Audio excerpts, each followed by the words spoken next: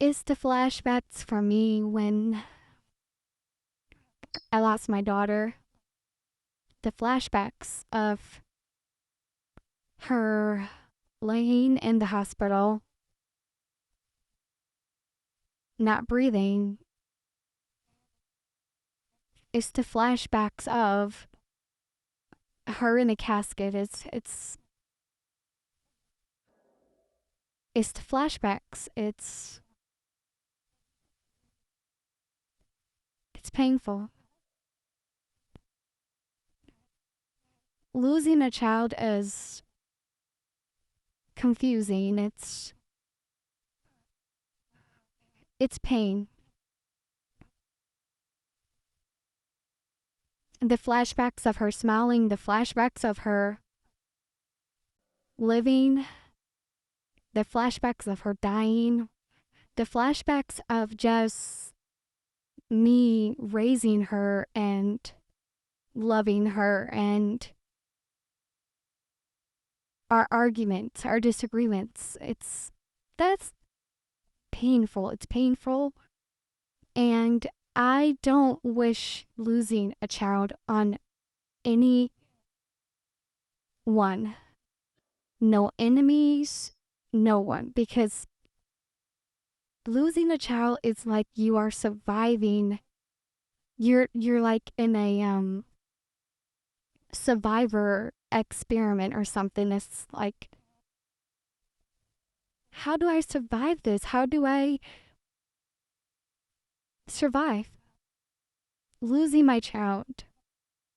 When you are a good parent, you don't know what to do. You don't know how to think.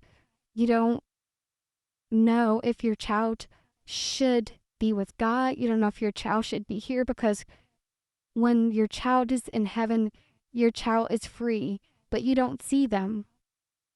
You don't see them unless they come to you in a dream, or their presence. You feel their presence. But then when they're here on earth, you worry and you see them and you're scared. And every day I thought I would get a phone call of my daughter dying, and it happened.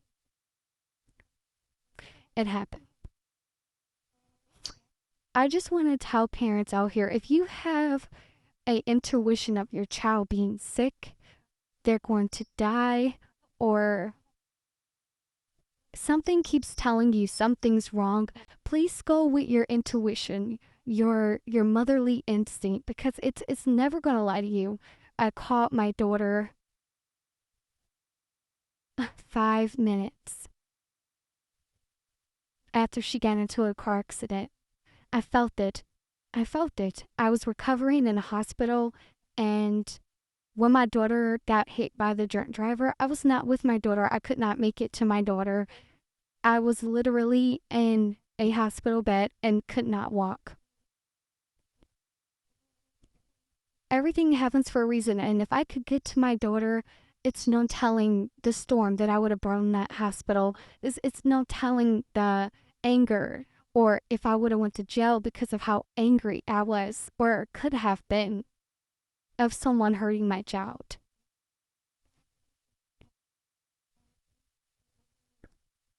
I just keep thinking, why didn't God allow me to hear my child's voice before she passed away? Is this a punishment?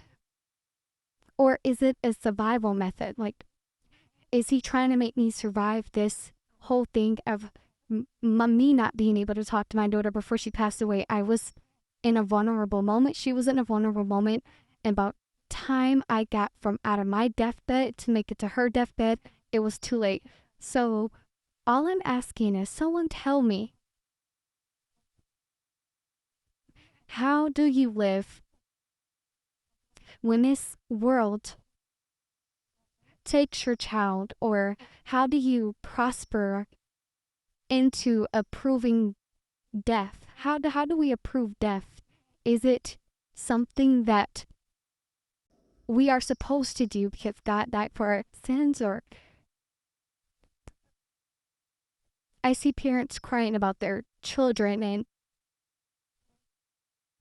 and I don't know how to survive for them. I'm still trying to survive for myself. All I can say is that losing a child is the most hurtfulest thing ever. The most confusing thing ever. It's unfair. It's unfair. You are supposed to die before your children, not your children die before you. So for every parent out here who has lost a child, I just want to tell you that I'm freaking fucking sorry. I'm hurting for you and I'm hurting for me. I feel like I am in a survival war with myself. Like I am trying to survive the wilderness alone, trying to find a way to deal with this shit, and I can't.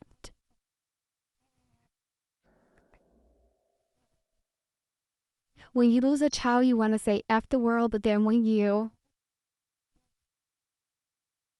look at people, you want to help them. So someone tell me why.